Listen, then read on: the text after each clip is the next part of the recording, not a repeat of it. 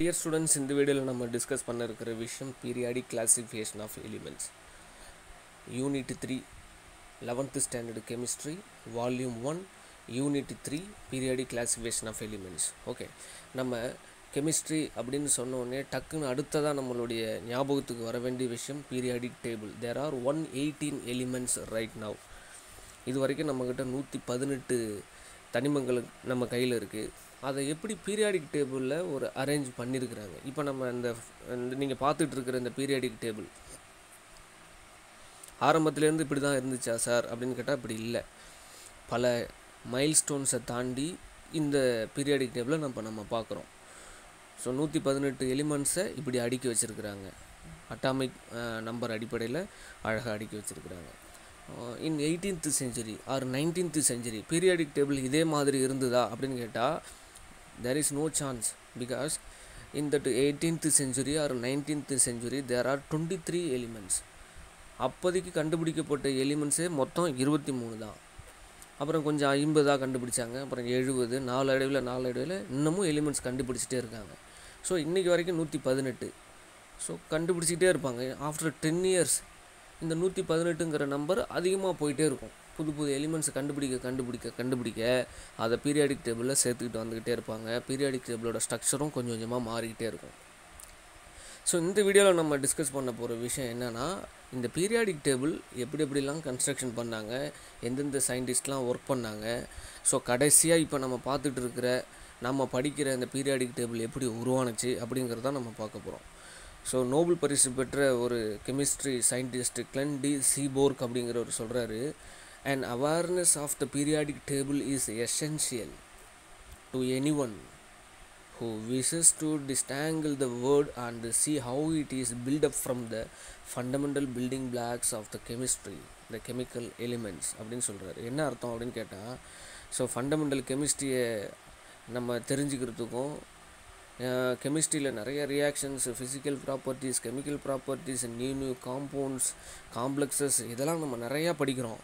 இது எல்லாத்துக்கும் அடிப்படையாக ஸோ ஒரு பில்டிங் பிளாக்காக இருக்கிற இந்த எலிமெண்ட்ஸ், அதனுடைய பீரியாடிக் கிளாஸிஃபிகேஷனை பற்றின அவேர்னஸ் எல்லாருக்கும் கண்டிப்பாக தெரிஞ்சிருக்கணும் அப்படின்னு அவர் சொல்லியிருக்கிறாரு. ஸோ இந்த லெசன் நம்ம படித்து முடிச்சதுக்கப்புறம் நமக்கு என்னென்னலாம் தெரிஞ்சிருக்கும் அப்படின்னு கேட்டால், ஸோ இந்த பீரியாடிக் டேபிள் எப்படிலாம் டெவலப் ஆகிடுச்சு, எந்தெந்த சயின்டிஸ்ட்லாம் இதில் ஒர்க் பண்ணாங்க, எஸ்பெஷலி மோசலேஸ் அண்டு மாடர்ன் பீரியாடிக் லா அப்படின்னா என்ன, ஸோ எலிமெண்ட்ஸ் எப்படி குரூப்பிங் பண்ணுறாங்க, ஐபிஎஸ்சி நாமன்க்ளேச்சர் என்ன, ஸோ இதெல்லாம் பற்றி தான் நம்ம இந்த தேர்டு யூனிட், அதாவது பீரியாடிக் கிளாஸிஃபிகேஷன் ஆஃப் எலிமெண்ட்ஸுங்கிறதுல நம்ம படிக்க போகிறோம். தொடர்ந்து இந்த வீடியோவை பாருங்கள். இடையில உங்களுக்கு டவுட் இருந்துச்சுனாக்க வீடியோ 2 to 3 times ரிப்பீட் பண்ணி பாருங்கள். வீடியோட முடிவில் பீரியாடிக் கிளாஸிஃபிகேஷன் ஆஃப் எலிமெண்ட்ஸில் அந்த ஹிஸ்டாரிக்கல் மைல்ஸ்டோன் அண்ட் அதர் திங்ஸை நம்ம ஈஸியாக நமக்கு தெரிஞ்சிருக்கோம்.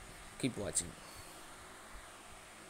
ஸோ கிளென் டி சீபோர்க் அவர் சொன்னது தான், an awareness of the periodic table is essential. ஒவ்வொருத்தவங்களுக்கும் தேவை.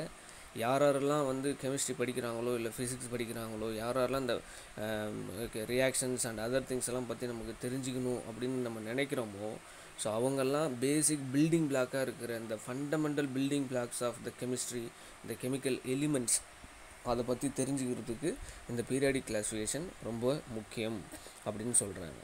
ஓகே. ஸோ இன் 1789 லவாஷியர் அப்படிங்கிற இந்த ஃபஸ்ட்டு சயின்டிஸ்ட், இவர் தான் வந்து இந்த பீரியாடிக் கிளாஸிஃபிகேஷனுக்கே ஒரு ஆரம்ப புள்ளி வைக்கிறார். இவர் ஃப்ரான்ஸ் நாட்டை சார்ந்தவர். இவர் தான் ஃபஸ்ட்டு ஒரு list of chemical elements containing 23 elements, ஒரு 23 எலிமெண்ட்ஸை கரெக்டாக ஒரு ஆர்டராக அடுக்கி ஒரு பப்ளிஷ் பண்ணுறாரு. இப்படி தான் இந்த பீரியாடிக் டேபிள் இருக்கணும் அப்படின்னு சொல்லிட்டு. எப்போ 1789, 18ஆம் நூற்றாண்டில் 1789 லவாஷியர் ஃப்ரம் ஃப்ரான்ஸ் அவர் என்ன பண்ணுறாரு, இந்த எலிமெண்ட்ஸ், இந்த 23 எலிமெண்ட்ஸையும் ஒரு 4 டைப்பாக அவர் பிரிச்சிடுறாரு. என்னென்னலாம் அதுக்கு பேர் கொடுக்குறாரு அப்படின்னு கேட்டாக்கா, acid making elements, gas like elements அப்படின்னு சொல்கிறாரு. மூணாவதாக மொத்தம் 4 வகையாக பிரிக்கிறாரு. மூணாவதாக அவர் என்ன சொல்கிறாருனாக்கா, metallic elements and earthy elements. So 4 வகையாக அந்த 23 எலிமெண்ட்ஸையும் பிரிச்சிட்டாரு 1789. இந்த ஆசிட் மேக்கிங் எலிமெண்ட்ஸில் பார்த்தீங்கன்னாக்கா சல்ஃபர், பாஸ்பரஸ், சார்கோல் அதாவது கார்பன் இதெல்லாம் தான் ஆசிட் மேக்கிங் எலிமெண்ட்ஸில் அவர் வச்சுருக்கிறாரு. கேஸ் லைக் எலிமெண்ட்ஸில் வந்து லைட்டு, கார்லிக், ஆக்சிஜன், ஓசோன் அதாவது நைட்ரஜன், ஹைட்ரஜன் இந்த மாதிரி கேஸ் எல்லாம் கேஸ் லைக் எலிமெண்ட்ஸ் அப்படின்னு பிரிச்சுட்டாரு. ஏன்னா அப்போ இருந்த அந்த 23 எலிமெண்ட்ஸை யூஸ் பண்ணி எப்படிலாம் பிரிக்கலாமோ அதுக்கு தகுந்த மாதிரி அப்போ பிரிச்சுருக்குறாரு. அந்த 23ஐயும் 4 டைப்பாக. ஸோ மெட்டாலிக் எலிமெண்ட்ஸ் அப்படின்னு cobalt, mercury, tin, copper, nickel, iron, gold, lead, silver, zinc, manganese, tungsten, platina அதாவது பிளாட்டினம், பிடி அப்படிங்கிறது தான் அதனுடைய சிம்பல். இதெல்லாம் என்ன பண்ணார், மெட்டாலிக் எலிமெண்ட்ஸ் அப்படின்னு போட்டுட்டார். அப்புறம் எர்த்தி எலிமெண்ட்ஸ் அதாவது lime, calcium oxide, magnesium oxide, barytes, barium sulphate, அப்புறம் வந்து அர்ஜிலா, aluminium oxide, silicon dioxide இதெல்லாம் என்ன பண்ணிட்டாரு, எர்த்தி எலிமெண்ட்ஸ் அப்படின்னு சொல்லிட்டாரு. ஸோ இவர் தான் ஃபஸ்ட்டு இந்த பீரியாடிக் டேபிளையே அப்படிங்கிற ஒரு விஷயத்தையே புதுசாக சொல்கிறாரு. ஸோ நம்மக்கிட்ட இருக்கிற 23 எலிமெண்ட்ஸை நம்ம ஒரு பீரியாடிக் கிளாஸிஃபிகேஷனாக பண்ணணும். நம்ம பண்ணுறப்ப நம்மக்கிட்ட இருக்கிற 23 இப்படி 4 வகையாக பிரிக்கலாம் அப்படின்னு சொல்ல ஆரம்பிக்கிறாரு. இவர் தான் ஃபஸ்ட்டு அதை ஸ்டார்ட் பண்ண scientist Antoine Lavoisier in 1789. So followed by 1817.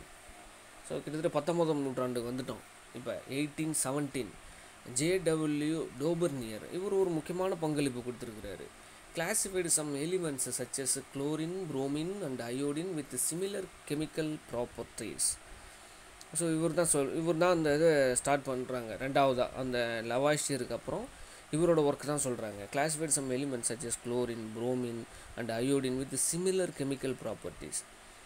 இந்த அவர் என்ன சொல்கிறாரு, இதை வந்து ட்ரையாய்ட்ஸ் அப்படின்னு சொல்கிறாரு.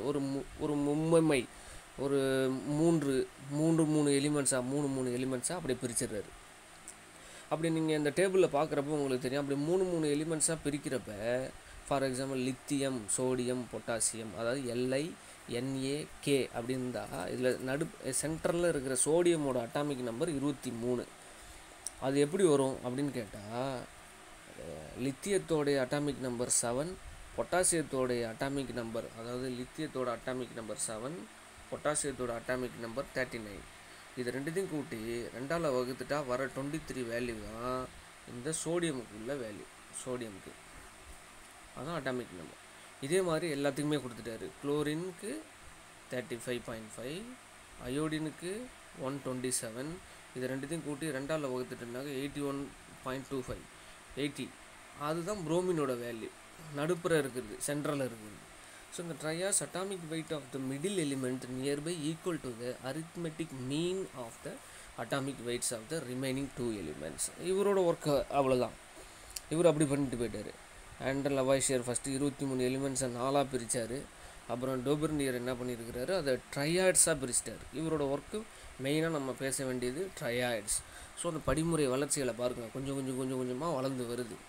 ஸோ அப்புறம் 1862, ஸோ 18ஆம் நூற்றாண்டுலேருந்து இப்போ 19ஆம் நூற்றாண்டுக்கு வந்து இப்போ 1862 AEBD சான்கோரியாட்டிஸ் reported a correlation between the properties of elements and their atomic weight. இப்போ தான் அந்த கீ பாயிண்ட்டை கண்டுபிடிக்கிறாங்க. ஸோ முன்னாடி சொன்னவங்களாம் அந்த 23 எலிமெண்ட்ஸை 4ஆக பிரிக்கலாம் லவாய்ஷியர். அதுக்கப்புறம் வந்த டோபர்னியர் சொல்கிறாரு 3 ஒரு செட்டாக பிரிச்சிடலாம் அப்படின்னு சொன்னார். பட் இப்போ கொஞ்சமாக சயின்டிஸ்ட் அதை சார்ந்து திங்க் பண்ணிட்டு வந்துகிட்டே இருக்கிறப்ப இவர் தான் சொல்கிறாரு, அந்த அட்டாமிக் வெயிட் அடிப்படையில் இதை நம்ம பிரிக்கலாம். The properties of the bodies are the properties of numbers அப்படிங்கிற ஒரு கான்செப்டை அவர் சொல்கிறாரு. அதில் அட்டாமிக் நம்பர் எவ்வளோ இருக்கோ அதை பொறுத்து அதனுடைய ப்ராப்பர்ட்டிஸும் மாறும் அப்படிங்கிற அந்த ஒரு சிந்தனைக்குள்ளே இப்போ தான் சயின்டிஸ்ட்லாம் வர ஆரம்பிக்கிறாங்க.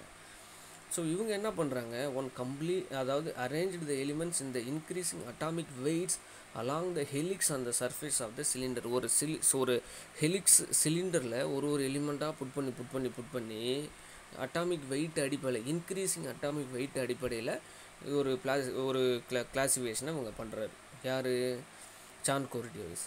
So one complete turn of a helix correspond to an atomic weight increase of 16. ஒரு சுத்துக்கு 16 எலிமெண்ட்ஸ் இருக்கும். அதில் ஒரு சுத்துக்கு 16 எலிமெண்ட்ஸ் இருக்கும். ஸோ இவர் பண்ணது ஒரு ரீசனபிளாக ஒரு நல்ல ஒரு முயற்சியாக இருந்துச்சு. பட் அந்தளவுக்கு ஒரு பெரிய தாக்கத்தை ஏற்படுத்தலை. இவர் சொன்ன விஷயம் வந்து நல்லா இருந்துச்சு. ஸோ அட்டாமிக் நம்பர் அடிப்படையில் இதை நம்ம கொண்டு போகலாம் அப்படிங்கிற சொன்ன விஷயம் நல்ல விஷயம். அதுக்கு தகுந்தது மாதிரியே அந்த சுருள் அமைவு முறையில் அந்த பீரியாடிக் டேபிளை கொண்டு வந்தார். பட் அந்தளவுக்கு ஃபெமிலியராகவும் ஆகலை, எல்லாருக்கும் பிடிச்சதாகவும் இல்லை. அதனால் இவருடைய மெத்தடும் அடுத்த கட்டத்தை நோக்கி நகர ஆரம்பிக்குது. அடுத்த கட்டத்தில் 1864 ஜே நியூலேண்ட் அப்படிங்கிற சயின்டிஸ்ட், இவர் ஒரு லாவை சொல்கிறாரு. என்னன்னாக்கா லா ஆஃப் ஆக்டேவ்ஸ். ஆக்டேவ்ஸ்னாக்கா ஆக்ட்னாக்கா 8. ஸோ மியூசிக்கில் நம்ம சொல்லுவோம் சார் ரீ கம பத நீ ச எண்ணி பார்த்திங்கன்னா அதில் 8 இருக்கும், 8 சுரங்கள். அதே மாதிரி இவர் என்ன சொல்கிறாரு, அண்ட் அரேஞ்சிங் த எலிமெண்ட்ஸ் 8 8ஆக எல்லாத்தையும் பிரிச்சுக்கிட்டார். 8 8ஆக மனித வாழ்க்கை பிரிச்சுக்கோன்னு சொல்லிட்டு நம்ம பாட்டெலாம் போடுறோம்ல, அதே மாதிரி இந்த increasing order of atomic weights he observed the properties of every 8th element. ஒவ்வொரு சுற்றிலையும் பார்த்துக்கிட்டே இருக்கிறப்ப 1லேருந்து 8, அடுத்த அதுலேருந்து 16, அதுலேருந்து 24, அதுலேருந்து 32, அப்போ ஒவ்வொரு 8வது எலிமெண்ட்ஸும் அந்த ஒரு செட்டு, ஃபஸ்ட்டு 8 செட்டு, அடுத்த 8 செட்டு, அடுத்த 8 செட்டு, அப்படி பார்க்குறப்ப இந்த 8th எலிமெண்ட்ஸ் எல்லாமே similar properties of first element அப்படிங்கிறத கண்டுபிடிக்கிறார். 1ஆம் நம்பரும் 8ஆம் நம்பரும் ஒரே மாதிரியான சேம் ப்ராப்பர்ட்டிஸில் இருக்குது. This law holds good for lighter elements up to calcium. அருமையான கண்டுபிடிப்புங்க. ஜான் நியூலேண்ட், இவரோட ஃபுல் நேம் ஜான் நியூலேண்ட். அருமையாக கண்டுபிடிச்சி சொன்னார். 1வது எலிமெண்ட்ஸும் அதோட 8வது எலிமெண்ட்ஸும் ஒரு ஆக்டிவ் அப்படி பண்ணி பார்த்தோம்னாக்க அந்த 1 8 கிட்டத்தட்ட அந்த every 8th element have the same properties அப்படின்னு கண்டுபிடிச்சார். அது நல்ல ஒரு முயற்சி. ஆனால் பீரியாடிக் டேபிளில் எப்படி எண்ணி பார்த்தோம்னா 1லேருந்து ஆரம்பித்து 20வது எலிமெண்ட் கால்சியம், அது வரைக்கும் தான் அவரால் பண்ண முடிஞ்சிச்சு. அதை தாண்டி போகிறதெல்லாம் இவர் சொன்ன கான்செப்ட்டுக்கு ஒத்து வர மாட்டேங்குது. அதனால் அடுத்த கட்டத்தை நோக்கி பீரியாடிக் டேபிள் வளர்ச்சி அடையுது. அடுத்த கட்டத்தில் தான் so the great scientist in 1868 Dmitri Mendeleev. So ஃபோட்டோவில் வர நீங்கள் பார்க்குறீங்க. ஸோ இப்போ நம்ம பார்த்துட்டு இருக்கிற பீரியாடிக் டேபிளோடைய கிட்டத்தட்ட ஒரு கன்ஸ்ட்ரக்ஷனை ஃபைனலாக பண்ணி முடித்த சயின்டிஸ்ட் டிமிட்ரி மெண்டலீஃப். இவர் சொன்ன விஷயந்தான் அந்த properties of the elements are the periodic function of their atomic weight. முன்னாடி சொன்னவங்க அட்டாமிக் நம்பரை சொல்லிட்டு இருந்தாங்க, ப்ராப்பர்ட்டிஸ் எல்லாம். இப்போ அவரு சொல்கிறாரு. ஸோ அந்த சிந்தனை தான் அந்த கொஞ்சம் அவருக்கு அந்த சயின்டிஸ்ட்லாம் கொஞ்சம் இதை தான் மைல் ஸ்டோன் சொல்கிறோம். This is the historical evidence, historical development கொஞ்சமாக வளர்ந்து வருது. ஸோ அட்டாமிக் வெயிட் அடிப்படையில் நம்ம இந்த ப்ராப்பர்ட்டிஸ் எல்லாம் ஒத்து போகும், அதை வச்சு நம்ம பிரிக்கலாம் அப்படின்னு சொல்லி ஃபஸ்ட்டு பீரியாடிக் டேபிள் பேஸ்டு அந்த பீரியாடிக் லா. இவர் தான் ஃபஸ்ட்டு அந்த பீரியாடிக், இப்போ நம்ம பார்த்துட்டு இருக்கிற அந்த பீரியாடிக் லாவை ஒத்த அமைப்பு கொண்ட ஒரு பீரியாடிக் லாவை உண்டு பண்ணுறாரு. ஒரு தீர்க்கதரிசியாட்டம் பின்னாடி நடக்க போகிறத முன்னாடியே சொல்கிற ஒரு கேண்டிடேட்டாக, ஒரு எக்ஸ்பீரியன்ஸ்டு மேனாக he left some blank space, very important things. So அந்த லா ஒரு சட்டம், அவர் உனக்கு ஒரு விதி, சட்டம் இல்லை ஒரு விதி, ஒரு லா கொண்டு ஒரு விதியை சொல்லி அந்த விதிப்படி இப்படிலாம் இருந்துச்சுனாக்க இந்த எலிமெண்ட்ஸ் இப்படிலாம் பிஹேவ் பண்ணும் அப்படின்னு சொல்கிறப்ப அவர் அந்த லா கரெக்டாக ஒர்க் அவுட் பண்ணி வரப்போ இடையில சில ஸ்பேஸ் விடுறாரு.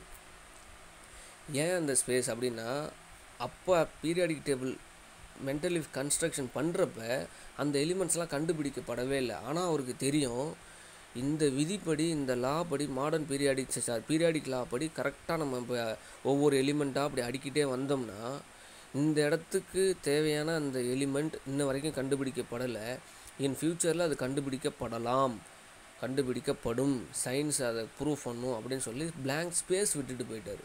அதுக்கப்புறம் அதை கண்டும் பிடிச்சிருக்கிறாங்க. Okay, for example gallium of group 3 and germanium of group 4 வேறு அன்னோன்.